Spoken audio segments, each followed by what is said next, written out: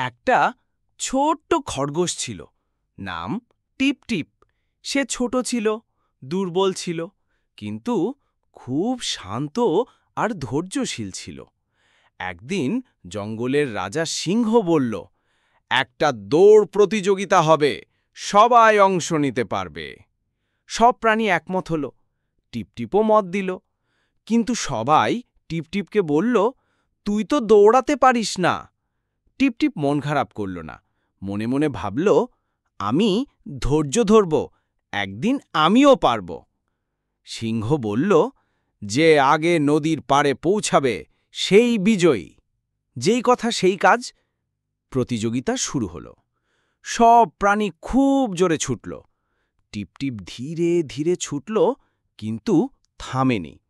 সবাই ক্লান্ত হয়ে বিশ্রাম নেওয়ার জন্য শুয়ে পড়ল। টিপটিপ বিশ্রাম নিল না। টিপটিপ আস্তে আস্তে ধৈর্য ধরে এগোতে থাকল।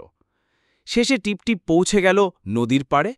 সে ছিল একমাত্র জয়ী। সিংহ বলল, টিপটিপ আমাদের আসল বীর। সবাই টিপটিপকে অভিনন্দন জানালো। ছোট হলেও ধৈর্য আর চেষ্টা দিয়ে বড় কিছু অর্জন করা যায়। এরকম মজার মজার কার্টুন ভিডিও পেতে চ্যানেলটি সাবস্ক্রাইব করো।